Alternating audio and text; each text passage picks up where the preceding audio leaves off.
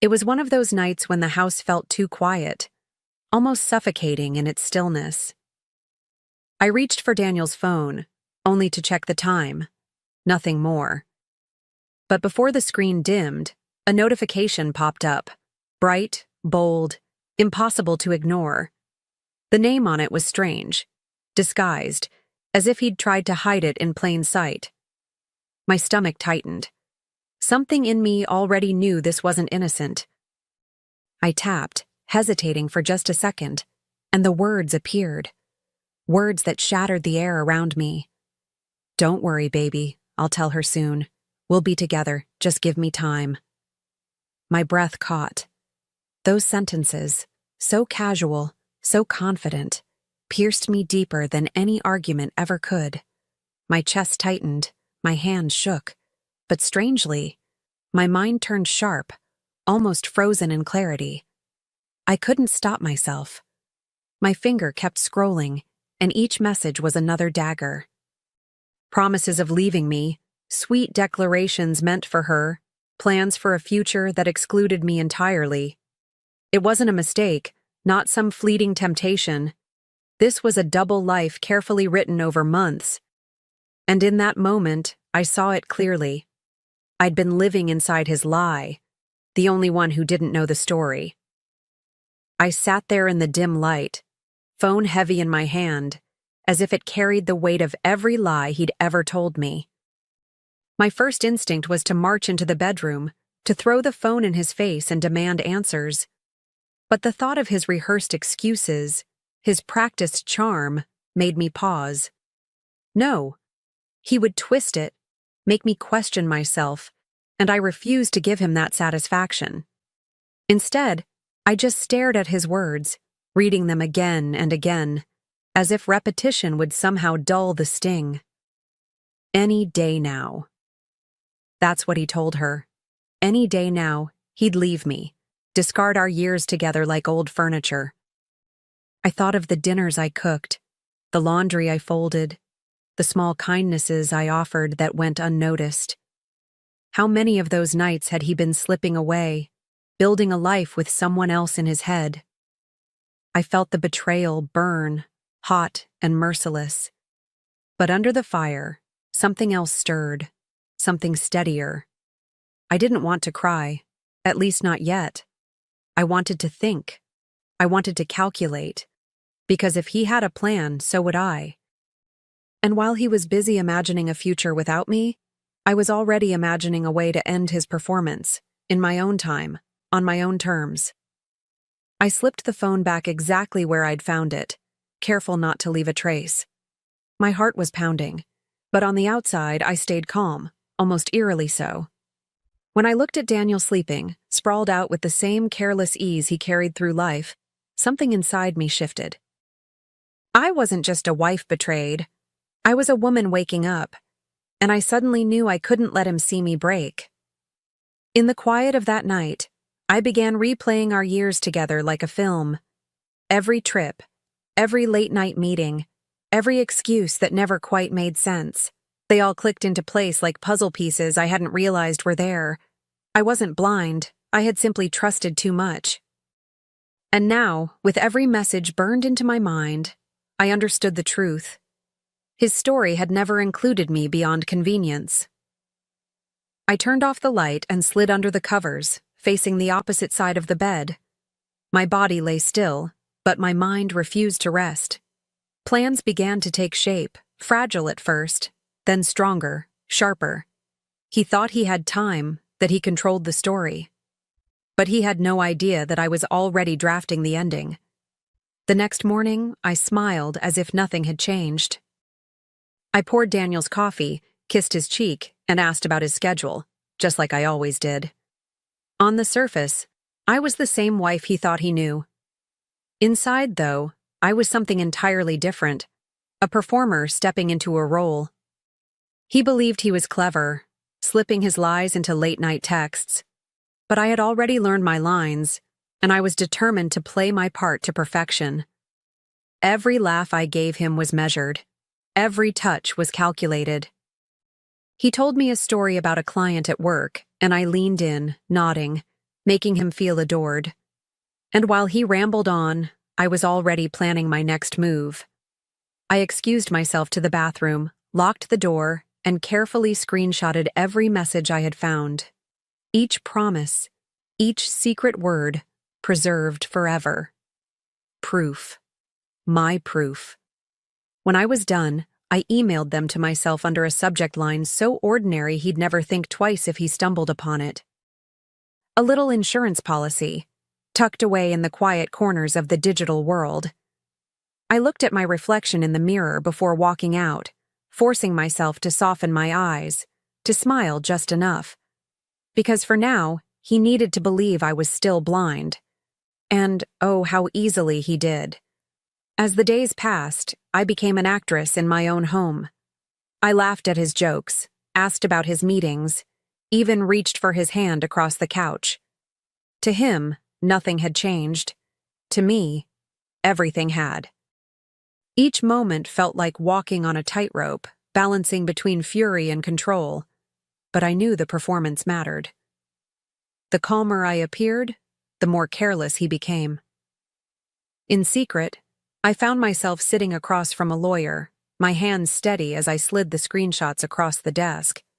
She looked at me, not with pity, but with recognition. She'd seen women like me before, women who smiled on the outside while their world cracked beneath the surface. Together, we began mapping out the steps. The papers, the accounts, the quiet unraveling of a marriage. It felt cold, but necessary. Back at home, I carried on as if my day had been ordinary. Daniel sat at the table scrolling on his phone, and I set dinner down with practiced ease. He looked up, smiling, so sure of his secret. But what he didn't realize was that his lies were already numbered. Each bite of food I served him carried with it the silent knowledge that I was 3 steps ahead. And that was enough to keep me steady. At night, I would lie beside him, listening to the rhythm of his breathing as he drifted off without a care. My mind, though, was restless, running through strategies, rehearsing the moment I'd turn his world upside down. I thought about the years I'd given him, the trust I'd handed over so freely, and how easily he had gambled it away for someone else's attention. That thought didn't crush me. It fueled me. Sometimes I caught him smiling at his phone when he thought I wasn't looking. That smug little grin he couldn't hide told me everything. He believed he was untouchable, that his secret life was perfectly stitched together.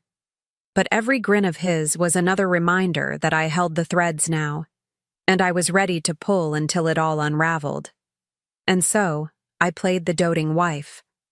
I kissed him goodnight, whispered sweet dreams, and tucked away my rage behind a soft smile. He had no idea the ground beneath him was shifting, inch by inch, with every step I took. Soon, the mask would come off, but not yet. Not until the stage was set exactly how I wanted it. One evening, as Daniel bragged about some minor victory at work, I leaned in and told him I wanted to celebrate him. His ego lit up instantly, just as I knew it would. I explained that I was planning a dinner, a gathering of family, friends, colleagues, people who believed in his success. The words tasted sweet coming out of my mouth because only I knew the truth. This wasn't a celebration. It was preparation.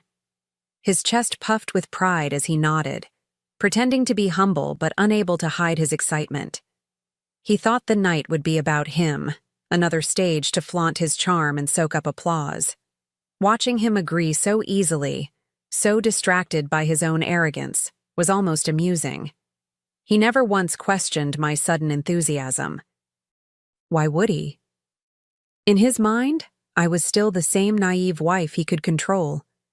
What he didn't see was me, late at night, sitting at the kitchen table with a glass of wine, scribbling guest lists with a steady hand. His parents, his colleagues, mutual friends, they would all be there. Everyone whose respect he valued most. I wasn't inviting them to honor him. I was inviting them to witness him, to see him stripped bare in the one arena where he couldn't spin his lies. In the following days, I carefully laid the groundwork, Between polite phone calls and cheerful invitations, I built the guest list with precision. His parents were delighted at the idea, his colleagues intrigued, and our friends eager to join. They all believed it was my way of honoring Daniel's hard work, and in a way it was, but not in the way they imagined. Every yes I received was another nail in the coffin of his carefully crafted image. At night, while he scrolled through his phone, texting her under that ridiculous alias, I sat at the computer designing a slideshow. He thought it would be about his career, snapshots of milestones and achievements. What it would truly reveal were his late-night promises, his cheap declarations of love, his pathetic rehearsals of a future without me. Each screenshot slid into place with a click, until the entire truth formed a story too undeniable to twist. I rehearsed my words silently, almost like a prayer. There would be no screaming, no dramatic outbursts, just calm, measured exposure. He had built a stage for his lies, and I would let him stand on it, only to have the spotlight show everyone who he really was. The beauty of it all was that he would walk right into it, smiling, without the faintest idea of what awaited him. The night before the dinner, I walked through the dining room in silence, picturing the scene as if it were already unfolding. The clink of glasses, the hum of conversation, the proud look on Daniel's face. I could almost hear his laugh, loud and rehearsed, filling the air. And then, I imagined the hush. The sharp, undeniable silence when the screen lit up with his words. That vision alone steadied me more than anything else could. I double-checked every detail. The slideshow file was tucked safely into my laptop, a copy backed up on a flash drive hidden in my purse. The guest list was confirmed. The seating arrangement ensured that his parents and colleagues would have the clearest view. Nothing was left to chance. Because if there was one thing I knew about Daniel, it was that he thrived in chaos. I wouldn't give him that advantage. When I finally slipped into bed, he reached for me, murmuring something about how lucky he was. I smiled in the dark, a smile he couldn't see. Because yes, he was lucky. Lucky that I hadn't ended this already. Lucky that I was patient enough to let him enjoy one last night of ignorant peace before the curtain rose. The dinner began just as I had envisioned. Warm lighting, the clinking of glasses, the murmur of polite laughter weaving through the room. Daniel sat at the center of it all, soaking up every word of praise, his smile wide, his voice carrying just a little too loudly.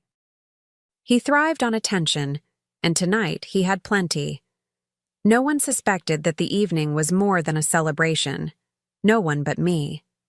I moved gracefully among the guests, pouring wine, exchanging hugs, playing the role of the devoted wife. Every detail was in place. The food perfectly plated, the music soft in the background, the projector set and waiting. My heart beat fast, not from fear, but from anticipation. The moment I'd been rehearsing in my mind was finally within reach. And Daniel, too smug to notice, was walking straight into it. As dessert was served, I took a slow breath and let my smile linger. Then I rose from my chair, the room quieting as eyes turned toward me. My hands didn't shake. My voice was steady. "Tonight," I began, "I wanted to honor Daniel. He's been making some very big promises about his future." I saw him beam, completely unaware of the storm I was about to unleash. I clicked the remote, and the projector hummed to life. At first, a few heads tilted, expecting photos of Daniel at company events or snapshots of vacations. Instead, a message filled the screen in stark white letters on black. "Don't worry, baby. I'll tell her soon. We'll be together. Just give me time." The words hung in the air heavier than any toast could. The room shifted instantly. Gasps, silence, eyes darting between me and him. Daniel's face drained of color. He laughed nervously, mumbling something about a joke or a mix-up. But before he could spin his story, the next slide appeared. Another promise. Another declaration. Then another. Each one sharper, uglier than the last. Conversations that weren't meant for anyone else's eyes now filled the room, undeniable and permanent. I kept my gaze on him, not the screen, watching the panic bloom in his eyes. His parents stared in disbelief, colleagues stiffened in their seats, friends shifted uncomfortably. He opened his mouth again, but nothing came out this time. And in that silence, for the first time in years, I felt a surge of control so strong it nearly brought me to tears. I let the final slide linger a moment longer. A photo of the hotel receipt, time-stamped, undeniable. Then I walked to the table, set a folder down in front of Daniel, and looked him straight in the eye. "Congratulations," I said softly, my voice carrying through the silence. "Tonight you finally get to keep your promise. You're free, just like you said you would be." He fumbled with the papers, his hands shaking, the divorce documents plain as day for everyone to see. His parents' faces collapsed in disappointment, colleagues avoided his eyes, and the room's warmth turned cold in an instant. For once, his charm, his arrogance, his rehearsed words couldn't save him. The mask he'd worn so carefully had been ripped away, and all that remained was a man exposed in front of everyone who mattered. I sat back down slowly, folding my hands in my lap, the weight of the moment settling over me like a calm breeze. There was no need to raise my voice, no need for tears or theatrics. I had already won. He just didn't realize yet how completely his life had unraveled in a single evening, and how far the fall would still take him. The aftermath began before the night was even over. Daniel tried to pull me aside, his voice a harsh whisper, but no one in that room could unsee what they'd seen. His colleagues avoided him like a shadow, his parents sat frozen in their seats, and I watched the pride that once filled him shrink into humiliation. Every ounce of control he thought he had slipped right through his fingers in the span of minutes. The next morning, the silence in our home was deafening. He paced, stammered, begged, tried to explain. But I didn't need explanations anymore. I had evidence, I had papers, and most importantly, I had clarity. His words no longer mattered to me. They were just echoes of promises I knew he could never keep. For the first time in years, I didn't feel trapped by them. I felt free of them. I filed for divorce that same week. Walking into the lawyer's office, I felt my spine straighten in a way it hadn't in years. No hesitation, no second guessing, no fear of what came next. Just a quiet, unwavering strength. The life he thought he controlled was over, and mine, the one he had underestimated, was just beginning. Word spread quickly. His colleagues whispered behind closed doors, clients pulled back, and his carefully polished reputation began to crumble. Without me by his side, he looked smaller, weaker, just another man exposed for what he truly was. His parents barely spoke to him, their disappointment cutting deeper than any scolding ever could. And the mistress, the one he'd built his fantasy around, was nowhere to be found when the walls closed in.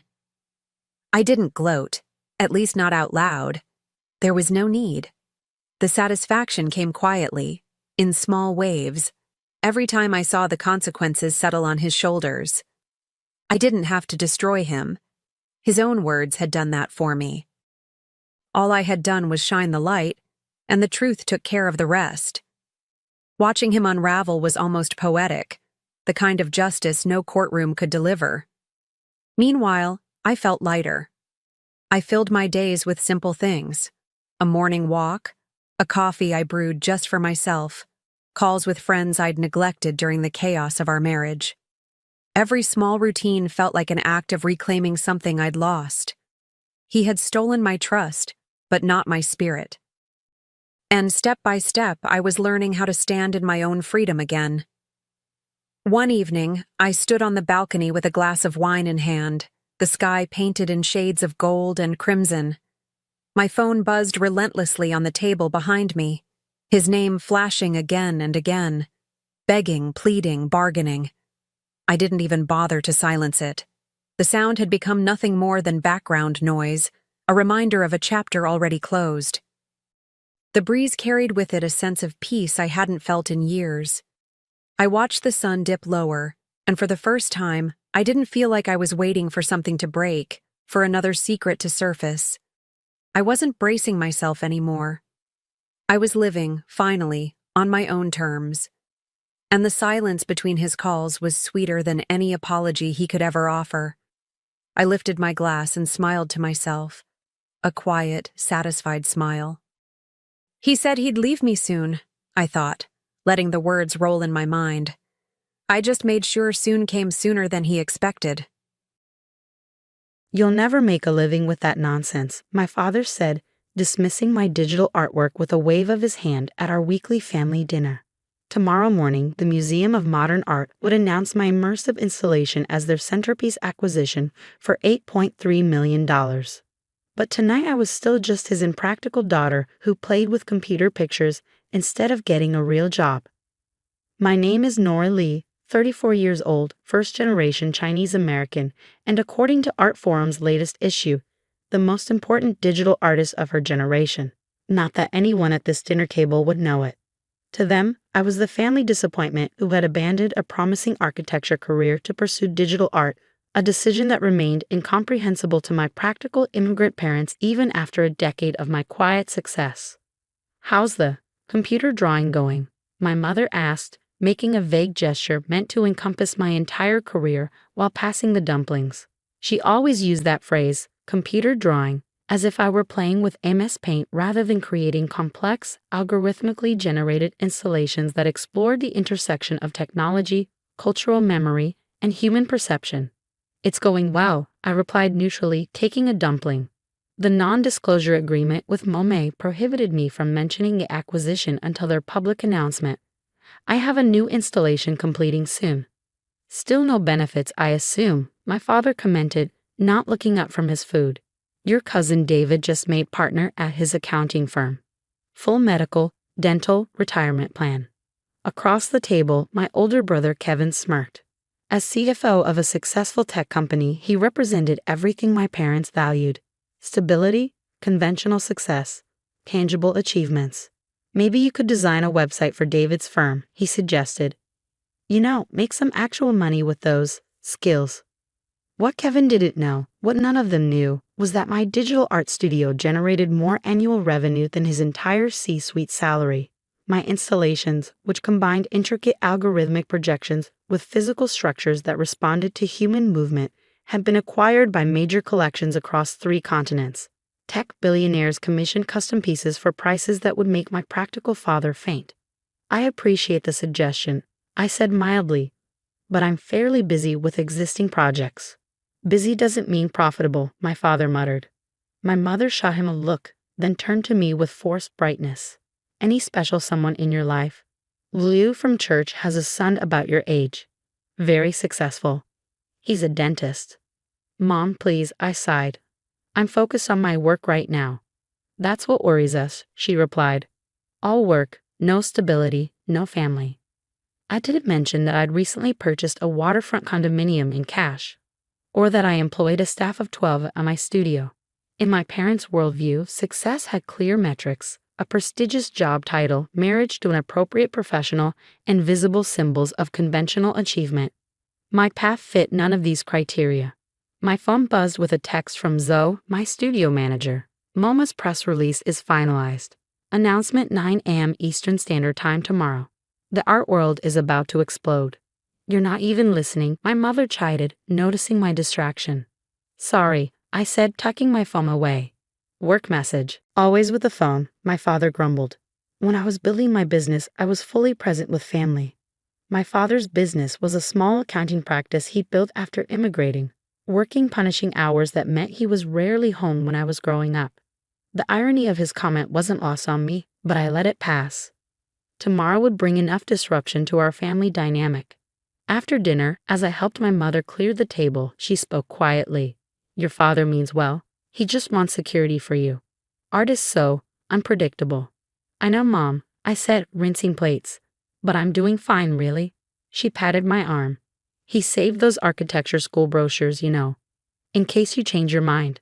I graduated from Cornell's architecture program 12 years ago, worked at a prestigious firm for 2 years, then left to pursue digital art when my early experiments gained unexpected attention.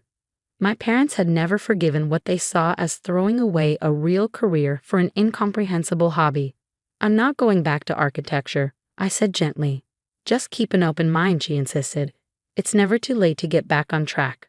On the drive home to my waterfront condo, a sleek, minimalist space with floor-to-ceiling windows overlooking the bay, I thought about the concept of tracks and the narrow definitions of success that had shaped my family's expectations.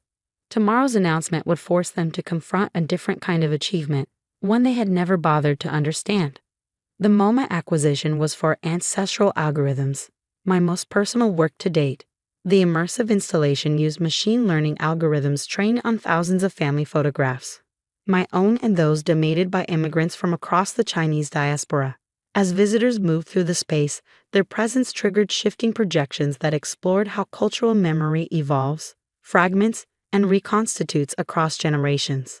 The work had emerged from my own complicated relationship with my heritage, the traditions my parents desperately preserved and that I had sometimes rejected in my youth, only to seek reconnection through my art as an adult. It was, in many ways, a visual conversation with my parents that we could never have in words. My phone buzzed again, another text from Zoe. Major profiles confirmed with NYT, New Yorker, and WSJ for next week. When are you telling your family? They'll find out with everyone else, I replied. Morning brought a flurry of activity as the announcement went live. MoMA Ekikwaris Jira Lundibi Aking Digital Installation for already $8.3 million, headlined the art press. While mainstream media focused on the historic nature of the acquisition, the museum's largest ever purchase of a purely digital work, I watched the news ripple across my social media feeds, my email filling with congratulations from collectors, curators, and fellow artists. No messages from my family. I wasn't surprised. They rarely followed art news, and I doubted they would make the connection even if they glimpsed a headline. At 10:17 a.m., my phone rang. Kevin, my brother. Nora? His voice sounded strange. I just got out of a meeting and my assistant showed me something. There's an article in the Wall Street Journal about some artist named Nora Lee who sold something to MoMA for millions. That can't be you, right? The hesitation in his voice was almost comical. The impossibility of reconciling his computer drawing sister with a multi-million-dollar museum acquisition. Yes, that's me, I said simply. A long pause. $8 million? For digital art? 8.3 actually. It's an immersive installation called Ancestral Algorithms. It explores the evolution of cultural memory across generations of immigration. Another silence. Does Mom know? Dad? Not yet. Jesus, Nora. He sounded genuinely shocked. All this time, we thought you were, struggling? Wasting my time? Playing with computer pictures? Well, yeah, he admitted. Why didn't you tell us? This was the question I'd anticipated, the one I'd rehearsed answers for, yet now found difficult to articulate. Would you have understood? I asked finally. Would it have mattered if the validation didn't come in a form you recognized? Before he could answer, my other line beeped, my mother calling. I should take this, I told Kevin. It's Mom. I switched calls. Hi, Mom. Nora? Her voice was uncharacteristically tentative. Mrs. Jean from church just called me. She said her daughter saw your name in the newspaper. Something about a museum buying your computer art for millions of dollars. Is this true? The disbelief in her voice was palpable. I closed my eyes, picturing her standing in her kitchen, phone clutched tightly, trying to make sense of information that contradicted everything she thought she knew about my life. Yes, Mom. The Museum of Modern Art has acquired my installation for their permanent collection. But so much money. How is this possible? How to explain the years of work, the evolution of my artistic practice, the growing recognition in a field she had never tried to understand? How to compress a decade of dedication into terms that would make sense within her framework of value? My work is important to people, Mom. It helps them see things in new ways. Silence, then a small sound I couldn't quite interpret. When she spoke again, her voice wavered. Your father and I, we always worried. I know, I said. But I'm okay. More than okay. You must come to dinner tonight, she said suddenly, her practical nature reasserting itself. I'll make your favorite dishes. Your father will want to hear everything. That evening, I arrived at my parents' modest home to find an atmosphere of stunned recalibration. My father, usually stoic and reserved, embraced me at the door, a rare physical demonstration that signaled the magnitude of the shift occurring in his understanding of my life. Inside, I found the dining table already set with my mother's best dishes. Kevin was there too, with his wife Julia, both regarding me with expressions that mingled bewilderment with a new species of respect. The journal says you're the most important digital artist of your generation, Kevin said, as if testing the phrase for believability. Some critics say that, I replied, accepting the tea my mother pressed into my hands. But how does it work? My father asked, his practical mind struggling to grasp the fundamentals. What exactly did the museum buy? Can't anyone just copy digital things? I spent the next hour explaining the nature of my work, the proprietary algorithms, the physical installation components, the certificate of authenticity, the rights and responsibilities that came with the acquisition.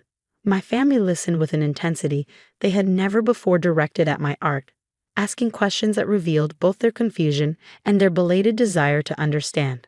And all this time, my mother said, her voice trailing off, all this time, I've been building something I finished for her.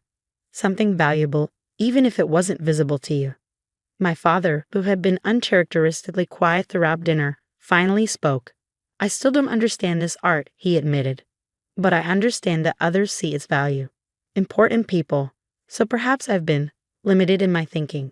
From my father, this qualified acknowledgement was monumental, perhaps the closest he could come to an apology for years of dismissal. After dinner, he disappeared briefly into his study, returning with a folded newspaper clipping. I saved this, he said, passing it to me. It was a small review of my first gallery show from nearly a decade ago. A show I hadn't even known he was aware of. The critic had been kind, noting my promising exploration of cultural dislocation through digital means. I stared at the yellowed clipping, then at my father. You kept this, all this time. He nodded, not meeting my eyes. I didn't understand it, but it had your name, so I kept it. In that moment, I glimpsed the complexity beneath his practical exterior. The immigrant father who prioritized security and conventional success because he had known their absence, yet who had quietly preserved evidence of his daughter's divergent path. The museum, he said haltingly, they will display your name. People will know it was made by Nora Lee. I nodded, suddenly understanding the question behind his question. The importance of recognition, of leaving a mark that others would see. Yes, Dad, my name will be there. He nodded once, satisfaction and something like pride briefly crossing his features. Later that night, as I prepared to leave, my mother pressed a container of leftovers into my hands. We didn't know, she said quietly. All these years we thought we were trying to help you find your way. We didn't see you had already found it. It's okay, Mom, I said, though we both knew it wasn't entirely okay. That the years of dismissal had left marks that one night's recognition couldn't erase. Will you show us? She asked suddenly. Your installation at the museum. When it's ready. Will you explain it to us? The request surprised me, not just the interest in seeing my work, but the acknowledgement that it might require explanation, that they might need to learn how to see it. I like that, I said. 3 months later, I stood with my family in a private viewing of ancestral algorithms before its public opening at MoMA. They moved slowly through the space I had created, watching as the projections responded to their movements as fragments of immigrant family photographs, including our own, coalesced and dispersed in patterns determined by my algorithms. My father paused before a sequence that incorporated his own journey, old documents, departure and arrival dates, the address of his first apartment in America transformed into flowing visual data. His hand reached out, triggering a cascade of new images that traced connections between his story and those of countless others who had made similar journeys. This is us, he said quietly, our history. Yes, I agreed. It's about memory and transformation, how we carry our past with us, even when it becomes invisible. He nodded slowly, watching the patterns shift and evolve. Not invisible, he corrected. Just. I didn't know how to see it before.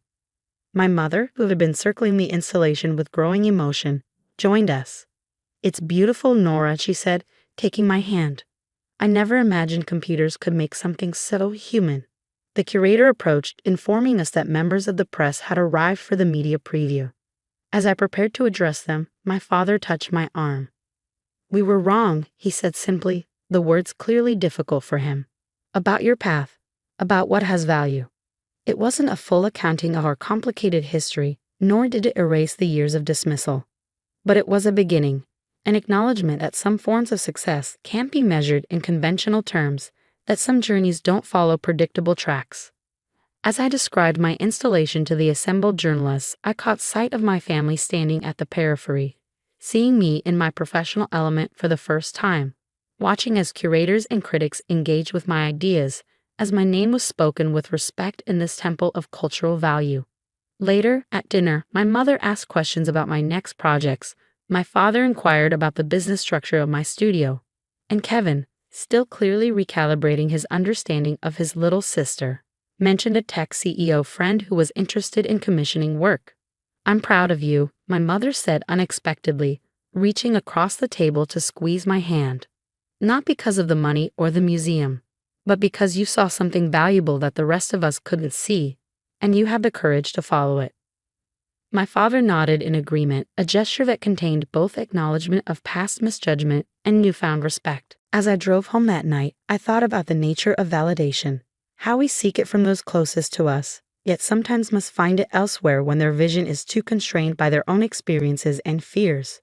I thought about my installation, with its exploration of how cultural memory evolves across generations, and realized that my family and I were living that very process, negotiating new understandings of value, success, and recognition. My phone buzzed with a text from my mother. Dad looking at your website, trying to understand, patient with him. I smiled, imagining my practical father scrolling through documentation of my work, attempting to bridge the gap between his world and mine. Not because an institution had validated my choices with a multimillion-dollar acquisition, though that had forced open the door, but because he was finally ready to see that valuable things can exist outside the frameworks we inherit, that sometimes the most important journeys lead away from the familiar paths toward territories only a few can initially recognize. My art had always been about making visible the connections and patterns that exist beneath the surface of our lives. Perhaps that work was beginning at home too, revealing threads of understanding that had always been present but never before acknowledged, connections as real and valuable as any that appeared in my installations, waiting only for the right perspective to become visible. Sustainable, affordable housing. Have you lost your mind, Madeline? The Langford name was built on luxury developments, not charity projects. My grandfather's voice cut through the boardroom like steel against mahogany. I'm Madeline Langford, and at 28, I had just presented my vision for Langford Development Corporation to our family board, a vision that had fallen catastrophically flat. It's not charity, I replied steadily. It's innovation. Sustainable housing with cutting-edge design at accessible price points. The market research shows luxury properties yield the highest returns, my father interrupted, not looking up from his quarterly report, just as they have for 50 years. I glanced around at the faces I'd known my entire life. My grandfather Richard, founder and chairman, my father James, current CEO, my uncle Philip, CFO, and executives who owed their careers to my family's patronage, not a single ally. The development landscape is changing, I persisted. Millennials can't afford traditional luxury. They value sustainability over square footage. Enough. My grandfather's palm struck the table. Langford develops premium properties for premium clients. That's our legacy. Your proposal is rejected. Just like that. 4 years at Cornell's architecture program, 2 at Harvard Business School, and 3 working through every department at Langford, all dismissed with a single word. As I left the boardroom, my grandfather fixed me with a familiar look, equal parts disappointment and challenge. Madeline, this company has survived because we never deviate from what works. Remember that. In my office, my assistant Rob looked up. That bad? Worse, they didn't even consider it. So what now? I turned to him, decision crystallizing. Now we go to Plan B. Plan B began the following day with a phone call. Connor, it's Madeline Langford. I think it's time we discuss that partnership you proposed. Connor Zhang had been my study partner at Harvard before launching Zhang Innovations, a venture capital firm specializing in sustainable infrastructure. He'd approached me months earlier about collaborating, but I'd held back, hoping to transform Langford from within. Let me guess, he replied. The family board wasn't receptive to dragging Langford into the 21st century. That's putting it mildly. Their loss. So you're ready to start something new? I am, but I'm not looking to use the Langford name. Whatever we build needs to succeed on its own merits. After making plans to meet, I received a text from my younger sister Charlotte. Heard about the board meeting. Dad's furious. Dinner at their place tonight? The family dinner invitation was clearly a summons to be lectured. Charlotte, 4 years my junior and halfway through her MBA, had always been more willing to follow the Langford path. Can't tonight, I replied. Deadlines. Rain check. Her response, don't avoid them forever. They're just protecting what they built. That was what my family never understood. I didn't want to destroy their legacy. I wanted to evolve it. But if they couldn't see that, perhaps it was time to build something new. You're really going through with this? My father asked 3 weeks later in his study, surrounded by the trappings of Langford's success. I've resigned effective end of month. I've accepted a role with Zhang Innovations. As what? Some junior developer? You're a Langford. You're meant to lead this company someday. Lead it where, Dad? Into the same market we've served for 50 years? The world is changing. So change things from within, he argued. Be patient. Your grandfather won't be around forever. You'll make the same decisions he would. That's fine for you, but it's not my vision. He stood, assuming his negotiating stance. What if I could get the board to approve a small pilot project? Something sustainable, but still upscale. A token project to keep me in line. That's not what I'm looking for. Then what are you looking for? To throw away your inheritance? Your place in this family? I'm looking to build something meaningful. Something that addresses real needs in the housing market. Your grandfather will see this as betrayal. I know. And you're prepared for the consequences. Once you walk away from Langford, there's no guaranteed path back. I understand. Later, my mother called. Your father told me. Are you sure about this, Maddie? I'm sure, Mom. Your grandfather built this company from nothing. He sees your ambition as rejection of his legacy. I know the story. He doesn't understand that you're more like him than anyone else in the family. That surprised me. What do you mean? Richard didn't follow his father's path either. He was supposed to take over the family law practice. Instead, he saw an opportunity no one else recognized. As we hung up, I realized my mother had given me unexpected perspective.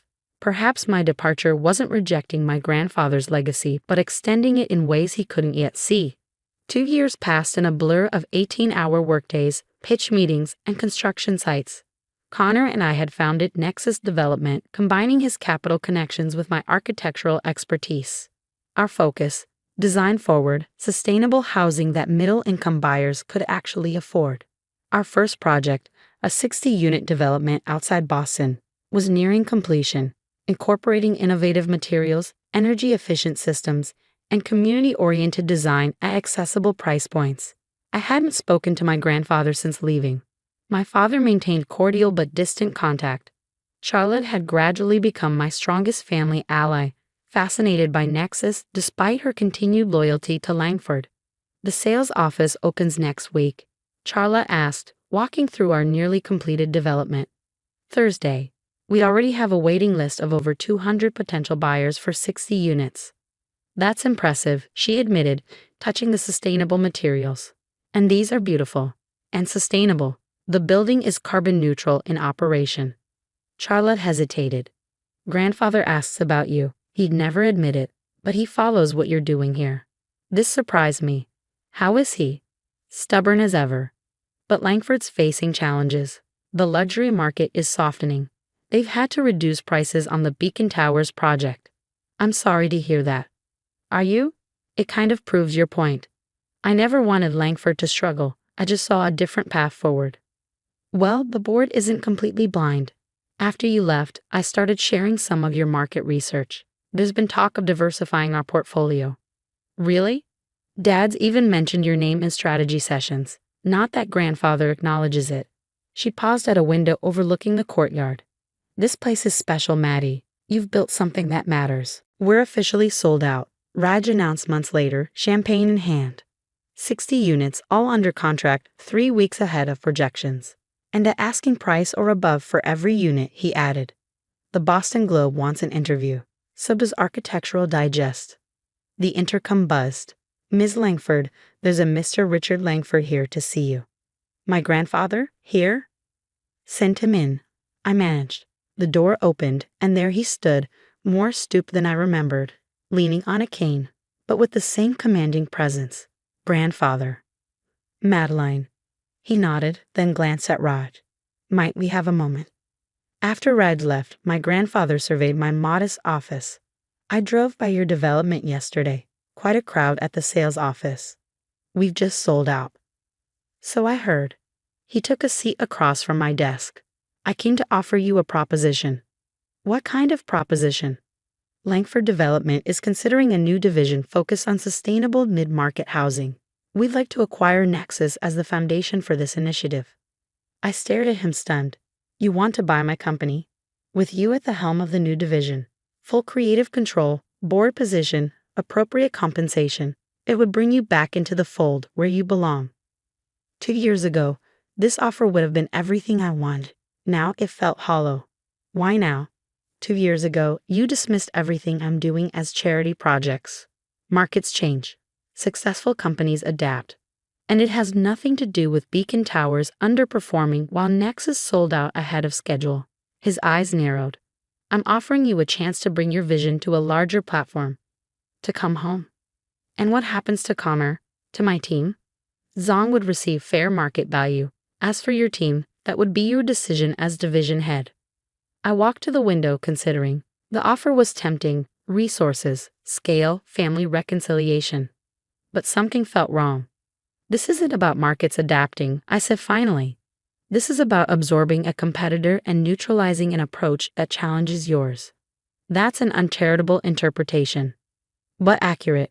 If I returned to Langford, how long before the sustainable division became another luxury brand with a few green features for marketing? You've become cynical. I've become clear-sighted. I appreciate the offer, but Nexus isn't for sale. He stood stiffly. You're making a mistake. Langford Resources could expand your vision tenfold, or dilute it beyond recognition. He moved toward the door, then paused. Your father thinks you'll reconsider. He still believes you'll come back eventually. And what do you believe?